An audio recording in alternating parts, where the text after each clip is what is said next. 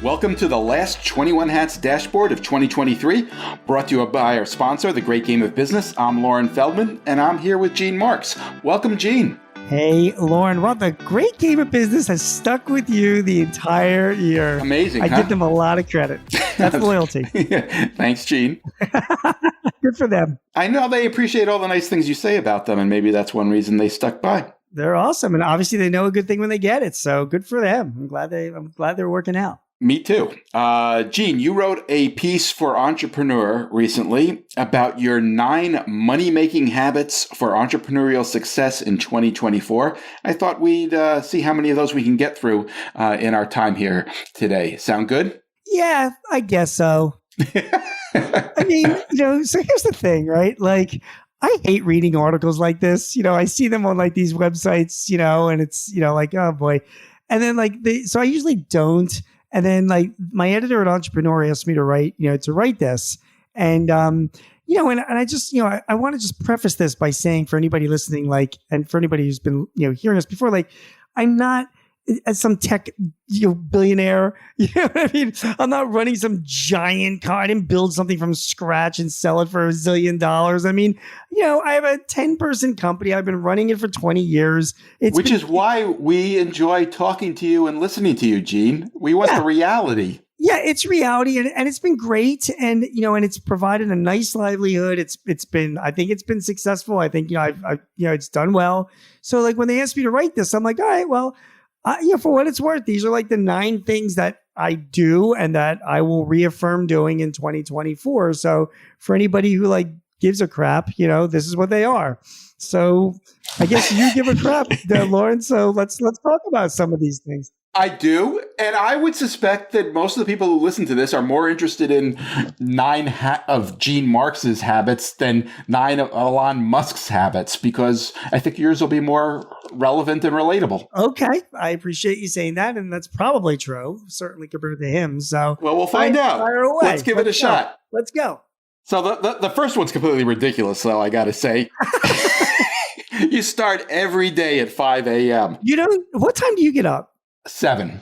Jeez, 7? You sleep in that late? What do you think? I'm a teenager? Does that sound ridiculous to you? Dude, since my kids were young, I mean, I've always gotten up at 5 in the morning, and I get more done between 5 and 8. I mean, when 7 o'clock in the morning comes, I feel like my day is half over, Loren. When you're just getting your lazy butt out of bed, I'm like, I've been cranking for 2 solid hours. And by the way, I don't shower, work out. I don't even drink any coffee. You don't shower ever? I mean, infrequently. But I jump right up and just go right to my desk and start doing my thing. And I don't know, I guess I can't speak generally, but most of the successful people I know get up really early as well. And, it's sort of like the best functioning time of the day. I'm with you to a point. That's my favorite time of day. I get more done right after I get up, and I feel like I'm more energetic, more creative. There's something about things percolating in the brain overnight. I write better headlines. Stuff just happens. That said, 7's okay for me. I don't need 5. And there's one key question, which is, what time do you go to bed? That's a great question. Around 10, between 9:30, 10 o'clock is usually when that's not too bad. Yeah, it's not so bad. It's What if there's a good game on? No, I don't. I usually don't stay up for it. It's pretty rare. And even if it is, if there are times where I have to stay up later, I still get up at 5. My body's kind of used to it. So I just still do. I feel like I'm letting myself down if I don't get up at 5 in the morning. And I'm telling you, Loren, you crank. It is a very, very productive time of the day. So people, yes, my editors asked, what do I do? When I run my business, that's what I do. I get up really, really early. That's what I do in my writing. All right. Number 2 is a little bit more about actually running a business. It's about the need to understand a little bit of accounting. Yeah. The title of this column was Adopt 9 Money-Making Habits for Success in 2024. Well, my most successful, I'm an accountant, so there you go. But my most successful clients know how to buy something for $1 and sell it for $3. So they know their accounting, they know their margins. They know their costs, the cost per products. They know how to read a P&L and a balance sheet, and they know their numbers. It's the core basis of your business. So, I guess if you're listening to But most people don't go into business because they know how to handle numbers. Yeah, well, you don't have to go into business for doing it, but it's a damn important thing to know. I mean, if you're going to be and run a business, you need to know your numbers. You need to know your accounting. And it is, if you don't feel comfortable with it, then you should make it a priority in 2024 to learn accounting, or to at least have a really good accountant explain to you how your numbers are working. Because in the end, businesses, I don't care how sexy your business is, it all comes down to boring numbers, whether you're making profits or not. And, you got to know the math. You got to know the math. Do you have a suggestion for somebody who's in the throes of running a business, got into it because they knew something else? They sell a product or a service. They didn't get into it because they understand accounting, but they recognize that you're right and that they need to know more. What's the best way for them to learn enough to get them going?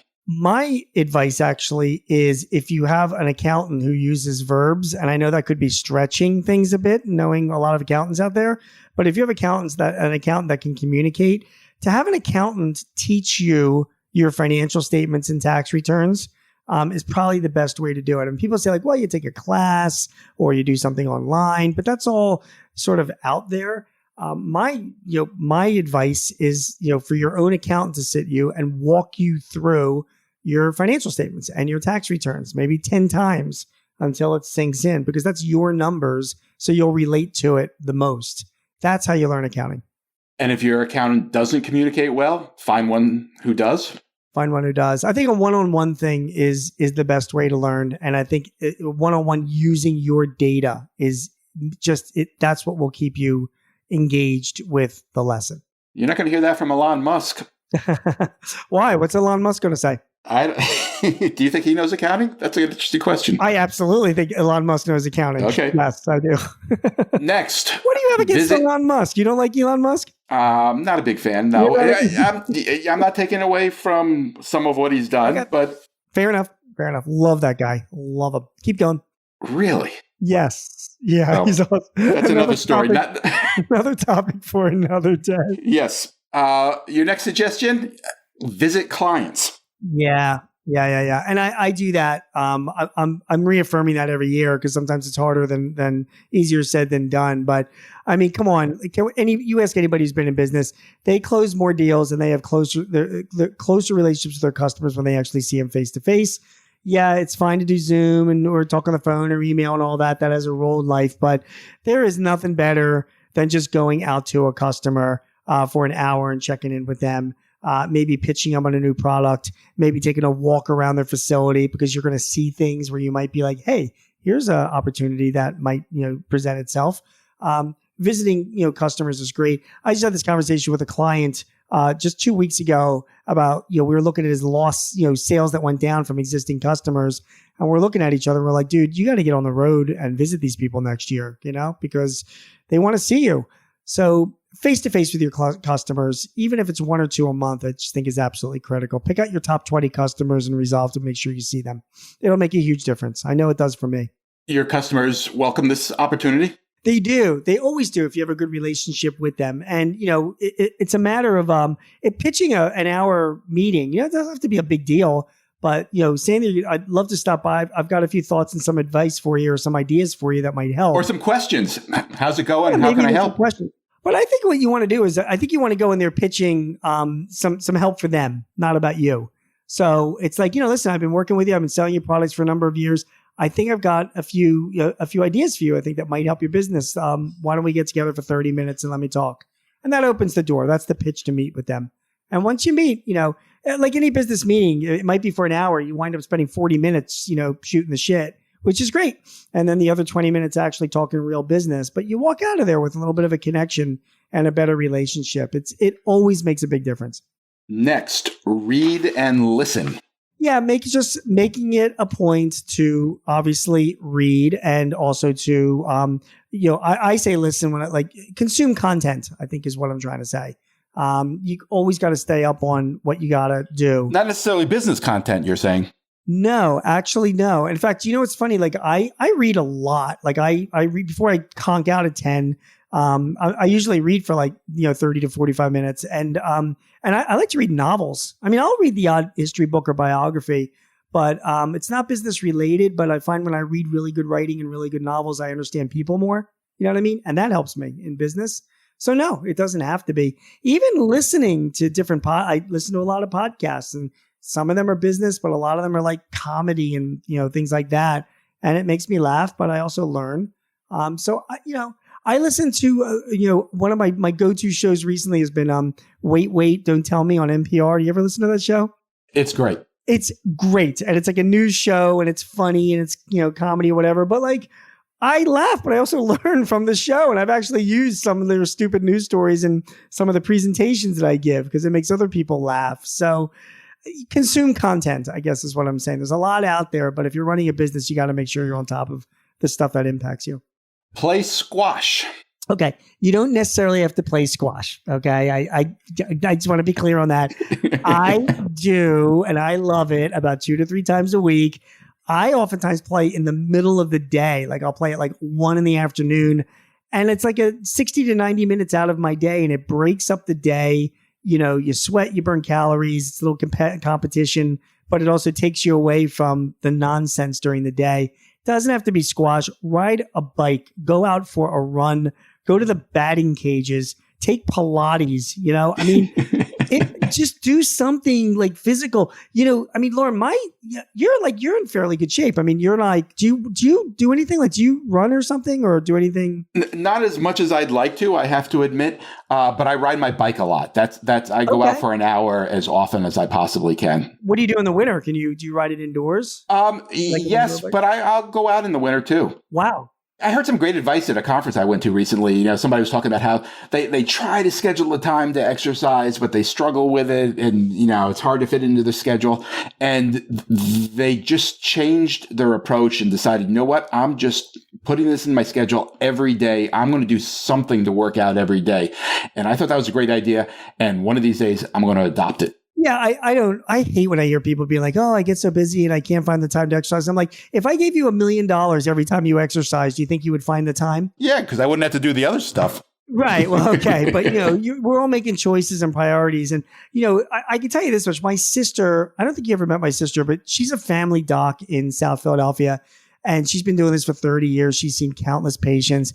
And she says old people that she takes care of, particularly old men, Loren, right? The ones that stay active, both physically and mentally, they live longer. Yeah. Sure. And active is, it's not just, being active in your mind, but she says, my older patients, again, particularly men, they're out there walking or they're playing pickleball or they're whatever. They're just doing something. And I think as business owners, we need to be doing the same thing. It's just physical. Doing something physical is really, really important. It really is. All right. Back to business. Your next piece of advice is lean into AI. Yeah. Last week, I spent a full day in New York at the Javits Center for an event from Salesforce. And oh my God, it was unbelievable. Boy, do these guys know how to run an event. But it was a full day of just AI topics. What'd you learn? Oh my God. I mean, I'm like pages of notes. But it is the people that were there, Loren, were technology people. It was resellers like me and, implementers and developers and integrators and, and a lot of Salesforce people. But I walked out of there saying, okay, I have to do a lot of, taking this, writing and speaking about this in such a way that my audience, business owners, will understand. In other words, I got to translate a lot of this information into what really impacts them the most. But I can tell you this much, if you're running a business, you have got to be talking to your software vendors right now, whether it's Salesforce, QuickBooks, Epicor, I don't know, all of your software vendors. And you have to be asking them, what AI features are you rolling out in 2024? And believe me when I tell you, they've got a bunch coming.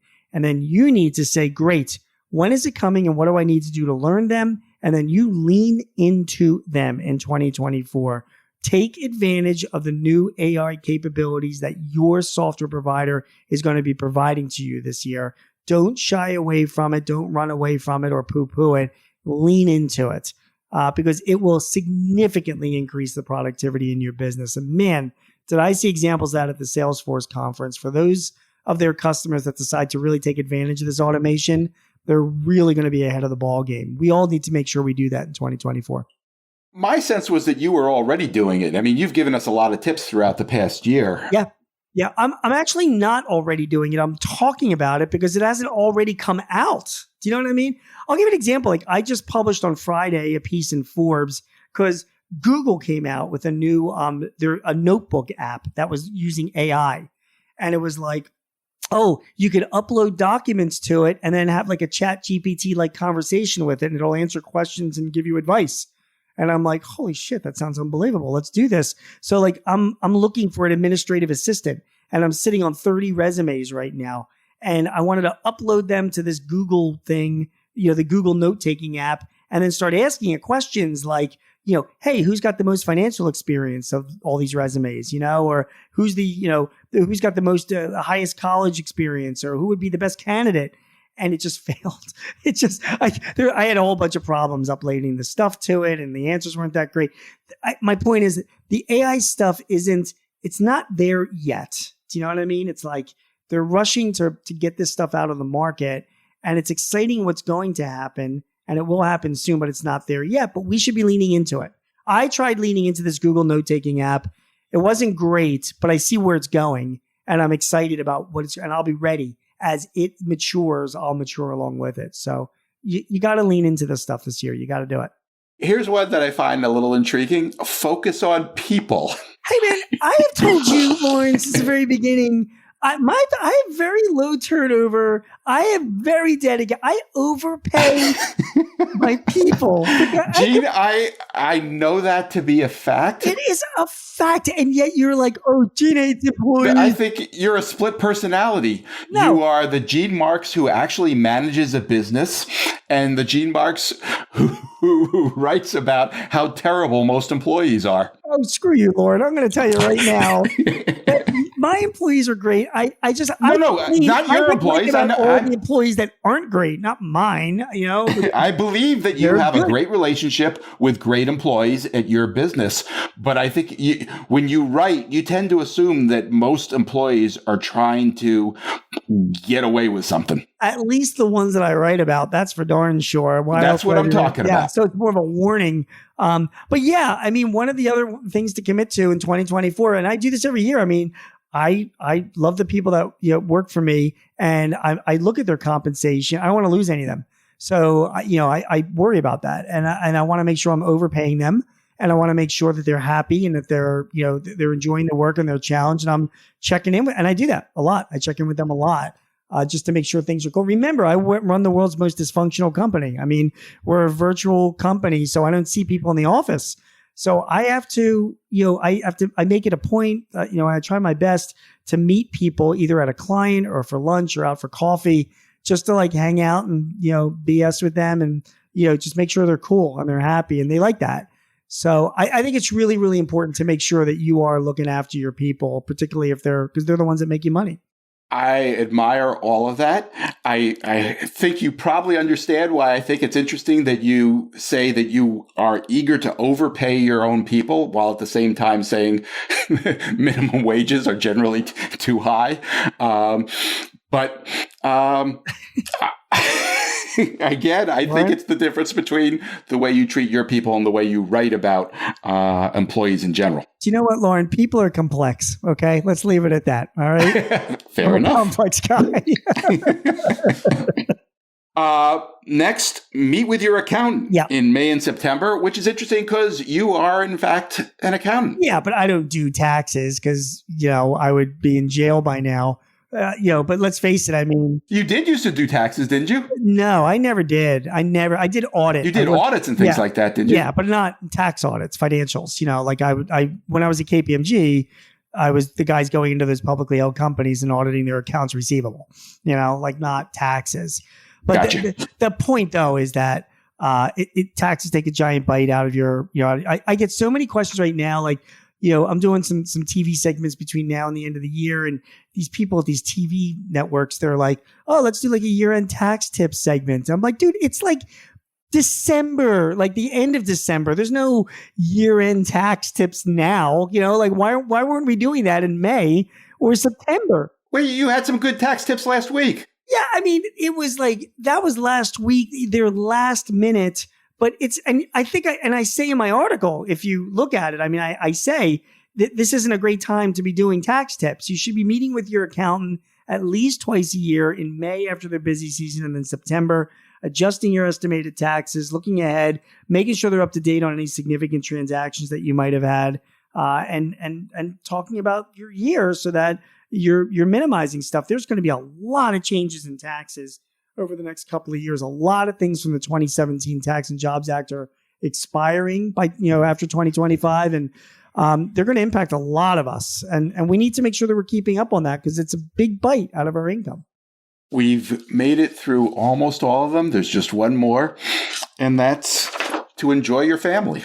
Yeah, I mean, that's it. And you've met, right? You met a couple of my kids. I mean, like, if I had your family, I would enjoy them too. They're fun, and it's kind of important to do. And I just remember, you never remember the times you spent in the office. You remember the times you spent with your family. And it is, it's just it doesn't even have to be a commitment. Hopefully you enjoy being around them, but it is absolutely something that my most successful. See, people define success in different ways. And again, this article is about for successful entrepreneurs. Well, I consider somebody successful when they not only have a good business life, but they have a good personal life. And a lot of that has to do with their family. So I appreciate them. I can't imagine anybody disagreeing with that. I do know that there are business owners who, depending on the phase of their journey, they struggle with getting done everything they want to get done and finding time for everything they want to find time for. Did you go through periods like that? No, I the stuff that I did, that was going to take time away from my family was discussed in advance with my wife, So I never went into, my biggest thing I can say is, it's funny because I just had lunch with a friend of mine from KPMG where I worked almost 9 years. And, I had the opportunity to stay there for and be partner there at some point. And that was a mutual decision, me and my wife. I was not going to go down that road because it was going to be too much of a strain on our relationship, And that's when you decided to start a business? Yeah. Yeah, it really was. It was decided when I actually take a job and then ultimately start a business because at least I could do that locally and not, when you work for a big company, KPMG says, hey, Gene, you're doing great. Now we want you to go to our office in Oklahoma City and, get that together. And then after that, move to Austin. You know what I mean? And it just wasn't a lifestyle we wanted to have. So we made that decision early on. And I just think that when you're running a business or taking on any large responsibility, sometimes you put your ego in front of other people. And I just don't think people should be doing that. If you want to have a successful, home life, you have to be thinking about your other half. And again, my most successful clients, and I mean success, meaning, financially and personally, they involve their spouses or their significant others in all decisions. So, it's a mutual thing. So you've done that, Loren, I've tried. Yeah. I've had better periods than others, but I've tried. I'm not saying, every time, it's, you do it the right way or we all, whatever, but for the most part, it should be a mutual decision. Gene Marks is a CPA who writes weekly on small business for The Guardian, The Hill, The Philadelphia Inquirer, The Washington Times, The Chicago Daily Herald, Forbes, and Entrepreneur. You can also hear him on ABC Radio's Eye on the World with John Batchelor. Gene hosts 2 small business podcasts with Paychex Corporation and The Hartford. This episode was brought to you by The Great Game of Business, which helps businesses use an open book management system to help build healthier companies. You can learn more at greatgame.com. Thank you, Gene. It's been a pleasure all year. This is our last one of 2023, but I look forward to seeing you in January. Should be a great 2024, Loren, and I look forward to speaking with you every week. Have a great holiday, everybody.